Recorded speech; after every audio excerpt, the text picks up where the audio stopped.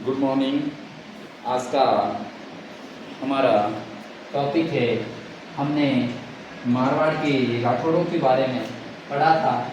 आज हम बीकानेर, हमारी रियासत है बीकानेर, जिनके बारे में पढ़ेंगे। तो मारवाड़ के ही एक राजकुमार जिनका नाम राव बीका था, उनके द्वारा बीकानेर की स्थापना की थी। तो बीकानेर का प्राचीन नाम जांगल प्रदेश, जनपद काल से ही ये नाम जांगल प्रदेश, और दूसरा राती घाटी,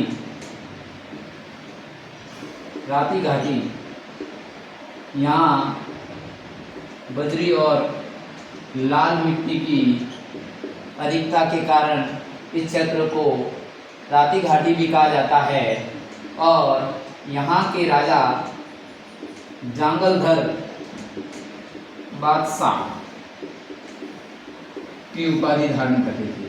तो हमें एग्जाम में कई बार आ जाता है कि जांगल प्रदेश, तो बीकानेर वाले क्षेत्र को कहा जाता राती घाटी, और वहाँ के राजा जांगलधर बादशाह की उपाधि धारण करते थे। अब हम राव बीका,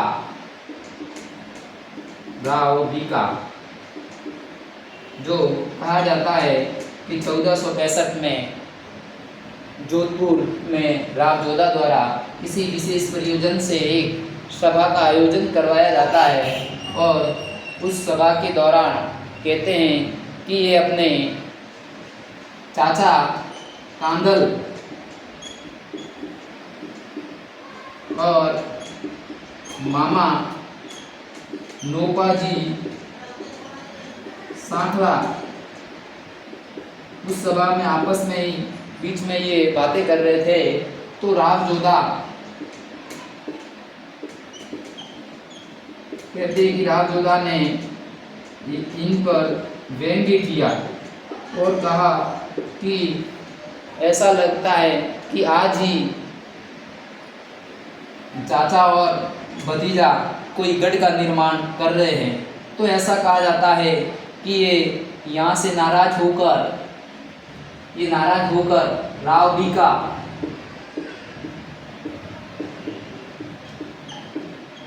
डोलूजी पड़ियार,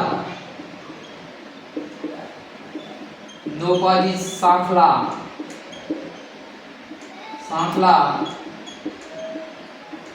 और राव बीका का भाई ये राज दरबार से निकल जाते हैं। और कहा जाता है कि थोड़ी दूर बाहर जाने के बाद नोपाजी सांखला द्वारा कहा जाता है कि वर्तमान जो पुंगल है, पुंगलगढ़ जो बीकानेर में एक क्षेत्र है, कहा जाता है कि प्राचीन समय में सांखला राजवंश का शासन था, लेकिन कुछ परिस्थितियों के बाद बलूचियों ने उस पर कब्जा कर लिया, और बलूचियों से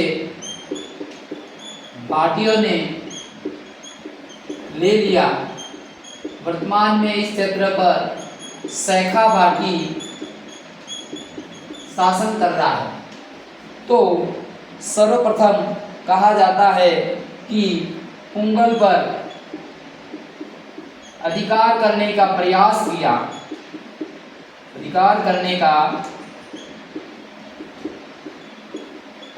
किया, लेकिन असफल रहे। शेखाजी पाटिल के विरोध के कारण ये असफल रहे। इनके पश्चात कहा जाता है कि इनकी दादी जो कोडमदेसर, बीकानेर में एक क्षेत्र है कोडमदेसर, वहाँ कोडमदेसर नाम से एक तालाब का निर्माण करवाया था। तो कहते हैं कि राव बीका और इनके साथी बंधु कहते हैं कि कोडमदेसर पर अधिकार का प्रयास करते हैं, और कहा जाता है कि यहाँ भी ये सैखा भाटी जो पुगल के थे उनके अधिकार क्षेत्र में आता है और इनके द्वारा विरोध किया जाता है। अब जैसा कि विदित है कि करणी माता जो बीकानेर के देशनोक में, और इसका करणी माता का पैनोरमा भी देशनोक में बना हुआ है। तो कहते हैं करणी माता रणमल की धर्म बहन थी, धर्म बहन थी। कहते हैं कि नोपाजी साकला और राव बीकाजी डोलू बड़ियार सब मिलने जाते हैं और इनके द्वारा कहा जाता है कुछ समय शांति बनाए रखे, शांति बनाए रखे। और कहा जाता है कि शेखाजी भाटी से ये समझौता करवाती है। ऐसा होता है कि शेखाजी भाटी की पुत्री की शादी होती है और बलूचियों ने उनको कैद कर वहाँ बलूचिस्तान लेकर चले जाते हैं। तो वहाँ से कहते हैं कि करणी माता चील का रूप धारण कर अपनी पुत्री के शादी के मंडप तक शेखा भाटी को ले आती है। तो इस प्रकार शेखा भाटी जो करणी माता के द्वारा कहा जाता है कि राव बीका और शेखाजी भाटी के मध्य समझौता हो जाता है और समझौते के तहत शेखा भाटी की पुत्री रंग देवी की शादी राव बीका से कर दी जाती है। इस प्रकार दोनों के मध्य संघर्ष एक प्रेम और आपसी समझौते में बदल जाता है। और इसी दौरान कहा जाता है कि जो वर्तमान बीकानेर क्षेत्र है, बीकानेर, तो वहाँ पर पांडु गोदारा ये जाट शाखा से संबंधित है। कहते हैं कि बीकानेर के आसपास ये जमींदार थे और उनका अधिकार क्षेत्र में आता था। और इधर एक जाटों की शाखा जिनका नेता और जाट चारण जाट नाम, और ये इस नाम से था। तो वर्तमान में इनकी एक शाखा चलती है। तो इनको सहयोग करते हैं फूलाचारण, बेनीवाल जाट और पुगल के भाटी। इनका चारण जाट का सहयोग करते हैं और बीका पांडु गोदारा से बीकानेर का क्षेत्र जो जमीन जायदाद वाला छीन लेते हैं।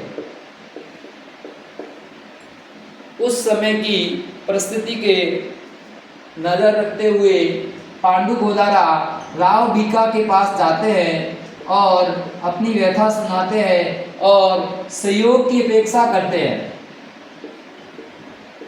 और कहते हैं कि राव बीका इन्हें सहयोग दे देता है, यानी इसकी सहायता कर लेता है। और कहते हैं कि फूलाचारण, बेनीवाल जाट और पुगल भाटी को उस क्षेत्र से भगाकर या हराकर वापस वह क्षेत्र पांडु गोदारा को दे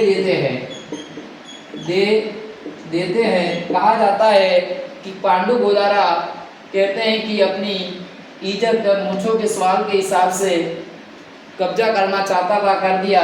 और वह खुश होकर कहते हैं कि जो वर्तमान बीकानेर का क्षेत्र है राव बीका को दे देता है।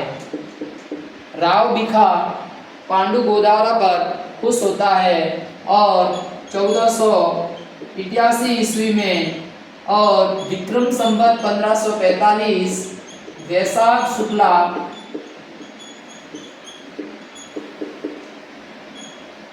बीज ये दिन बीकानेर राजवंश और बीकानेर राज्य की स्थापना पांडु गोदारा के हाथों करवाता है। साथ ही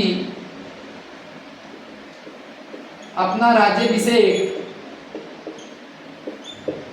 राज्याभिषेक पांडु गोदारा से करवाते हैं करवाते हैं और साथ ही भविष्य में आगे होने वाले राजाओं का राज तिलक अब पांडु गोदारा के परिवार द्वारा ही किया जाएगा। तो इस प्रकार वर्तमान में भी ये प्रथा चली आ रही है कि कोई भी बीकानेर में राज तिलक होता है तो पांडु गोदारा परिवार के राजवंशों द्वारा अभी भी किया जाता है। और इस प्रकार ये वैशाख शुक्ला बीज 1545 और 1488 में बीकानेर राज्य की स्थापना राव बीका द्वारा कर दी जाती है और उसके अगले ही दिन वैशाख शुक्ला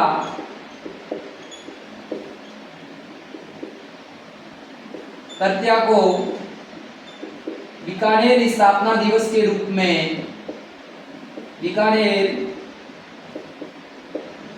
स्थापना दिवस के रूप में मनाया जाता है और उस दिन बीकानेर की जनता द्वारा एक उमंग उत्सव के रूप में पतंग का आयोजन किया जाता है। वहीं से ये परंपरा चली आ रही है और बीकानेर का स्थापना दिवस वैशाख शुक्ला तृतीया को मनाई जाती है। और कहा जाता है कि इसी के साथ उस समय की एक कहावत सिरदार प्रचलित है कि जैसा कि विदित है बीकानेर राज्य की स्थापना शनिवार के दिन की जाती है और सुमेर नामक व्यक्ति लिखते हैं जो कि एक बड़ी अच्छी कहावत है। 1545 बीज भर दियो बीकानेर, ऐसी एक कहावत प्रचलित है और शनिवार के दिन इनकी पूजा होती है। तो कहा जाता है कि हमारे राजस्थान में किसी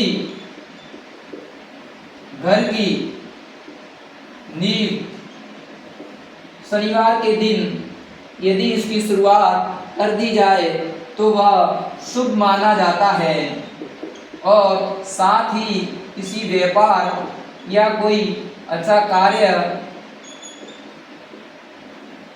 बुधवार के दिन शुरू किया जाए तो वह फलीभूत होता है। यह कहावत राजस्थान के बीकानेर से प्रचलित है और यह चरितार्थ भी है। इस प्रकार इनके पश्चात हम उनके बारे में एक कहावत है कि करणी माता, कहा जाता है कि करणी माता ने आशीर्वाद दिया था। कहा जाता है कि बीकानेर का राज्य स्थापित करने का आशीर्वाद बीका को करणी माता के द्वारा दिया गया था और साथ ही कहा था बीका थारो बीकाणो जोदासु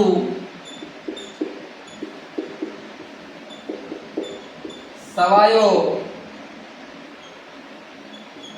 लेला, यानी उनने कहा था कि तेरा जो साम्राज्य है बीकानेर का वह जोधा से सवाया होगा और ये कहानी चरितार्थ भी हुई। और इनके पश्चात कहा जाता है कि जैसा कि राम जोधा ने राव बीका को आश्वासन दिया था कि तुम्हें हड़बुजी की कटार, लक्ष्मी जी की मूर्ति और नागनेची माता की मूर्ति दी जाएगी, लेकिन उनकी मृत्यु हो जाती है और उनका भाई सूजा मारवाड़ का राजा बनता है। वह देने से मना करता है, कहते कि दोनों के मध्य युद्ध की स्थिति होती है और कहा जाता है कि दोनों के मध्य समझौता जसमा दे हाड़ी जो इनकी रानी थी और जैसा कि राव बीका की माता का नाम नौरंगदे जो नौपाजी सांखला की पुत्री थी और पुंगल से थी, ये अपने को ध्यान रखना है। नौरंगदे सांखला इनकी माता थी जसमादे हाड़ी के सहयोग से दोनों के मध्य समझौता होता है और समझौते के तहत हड़ू जी की कटार, लक्ष्मी जी की मूर्ति 18 हाथों वाली नागनेश माता की मूर्ति और बहुत सारे सिक्के उन्हें दे दिए जाते हैं और वह बीकानेर चले जाते हैं। इस प्रकार अब हम कई बार एग्जाम में प्रश्न आ जाता है कि राव बीका का प्रथम सैन्य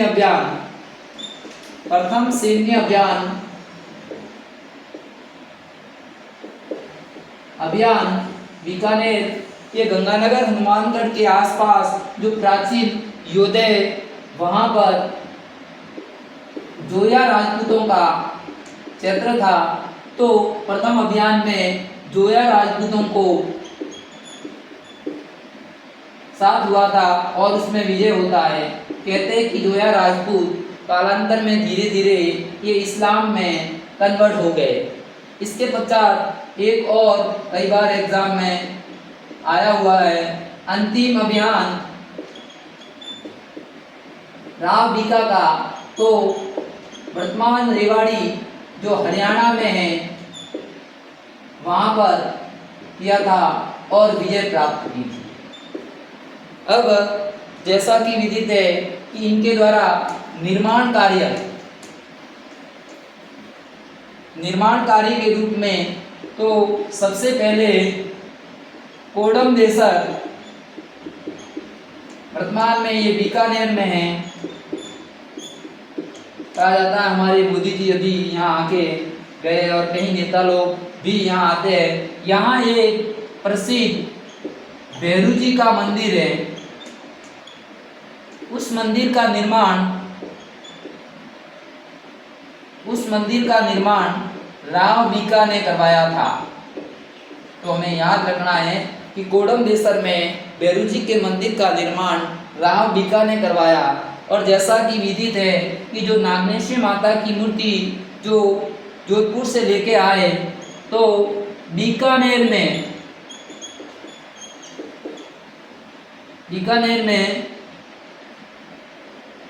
नागनेच्य माता एवं लक्ष्मी जी के मंदिर की स्वाभाविक है कि दोनों मूर्तियां लेके आए, तो उनका निर्माण इन्हीं के द्वारा करवाया। तो नागनेशी माता का मंदिर और लक्ष्मी जी के मंदिर का निर्माण बीकानेर में राव बीका द्वारा करवाया जाता है। तो इस प्रकार कहा जाता है कि अपने पिता के एक व्यंग्य के कारण और दृढ़ संकल्प लेकर बाहर निकलने वाले राव बीका अपने मुकाम या अपने लक्ष्य में सफल हो जाते हैं और इतिहास में एक बीकानेर राज्य की स्थापना करने में सफल होते हैं। तो मैं कहना चाहूँगा कि आप भी निरंतर प्रयास, अपने अंदर लक्ष्य पाने का जुनून और कठिन परिश्रम और पाठ्यक्रम का समय अनुसार यानी कि निरंतर प्रयास, जुनून, कठिन परिश्रम और निर्धारित लक्ष्य और समय का विभाजन कर यदि आप तैयारी करें तो आप जरूर सफल होंगे। और इतिहास गवाह हैं, जिसने कठिन परिश्रम किया है, अपने लक्ष्य को हासिल किया है। इसी के साथ मैं अपने शब्दों को विराम देता हूँ आशा करता हूँ कि मेरे द्वारा दी गई जानकारी आपको अच्छी लगी होगी और ज़्यादा से ज़्यादा शेयर करें और इनका आने वाले एग्ज़ाम में आपको ज़्यादा से ज़्यादा फ़ायदा मिले और ज़्यादा से ज़्यादा आप शेयर करें और आप देखें। जय हिंद, जय भारत।